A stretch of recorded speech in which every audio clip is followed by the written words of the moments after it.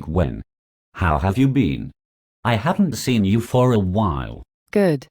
But I'm getting a bit discouraged about stacking silver. Really? How so? Well, I'm still stacking, but the price of silver seems to be dead. It's just not rising. That's because the people don't know about it yet. What do you mean? Silver Eagle sales hit a record again last year. That's true. But do you know how few dollars that represents? No. How many? Well, the public bought roughly 50 million ounces, correct? Yes. And at $35 an ounce, that is a cost of $1.75 billion, correct? Yes. So let's make a comparison to other things the people spend their money on. Do you know how much money Americans spend on bottled water each year? No. $12 billion. And on video games they spend $25 billion. Do you know how much the American people spend on weight loss programs and cable television? No. How much? $42 billion and $75 billion respectively.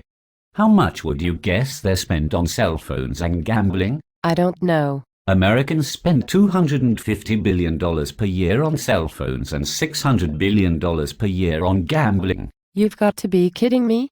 I don't spend a penny per year on any of those. Good for you.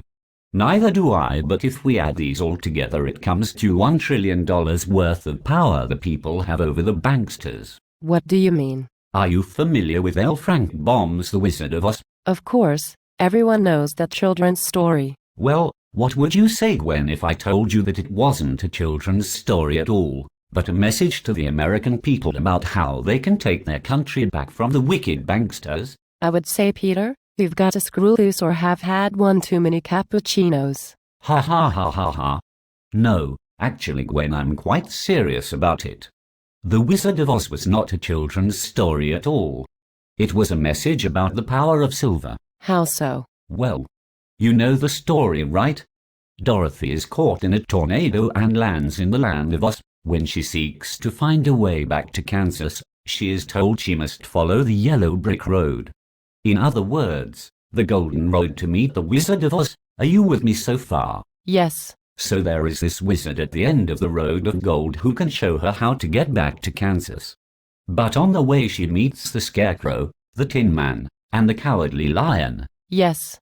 I remember that now. And do you remember they needed to go see the wizard too? The Scarecrow, who represented the farmers, needed a brain. And the Tin Man, who represented the industrialists, was heartless. I see. And the Cowardly Lion represented William Jennings Bryan, who was challenging the gold cartel. He needed courage. Okay. I'm following you. So when they finally reach the end of the yellow brick road and go to see the wizard, they find out that he is really just a fraud who is scaring the people using levers and illusion. All right. Just like the banksters have always done. But when he is cornered, he finally admits that Dorothy has had the power to return to Kansas with her the whole time, her silver slippers. Wait a minute, Peter. Dorothy's slippers were ruby, not silver. Good catch, Gwen. That was true in the Hollywood movie, but in the book the slippers were made of silver. Interesting. Exactly. So now you see the real message. The people have always had the power to return to sound money, but they had been under a spell. Remember the poppy fields? Yes. I remember. So are you saying the people today are under a spell? Yes. The people are under the spell of the bankers' fiat money system and their captured media. But the reign of the internet, and the awakening it brings, is releasing the people from the mind control spell they've been under. So you are saying that the people already possess the power to end the fiat money system? Exactly. If the people spent just 5% of the money they spend on the frivolous junk we talked about, that would be $50 billion. $50 billion buys 1.5 billion ounces of silver at current prices. But that is twice the amount of silver that is mined every year. And it is 10 times the amount of silver left over every year above industrial consumption. Precisely.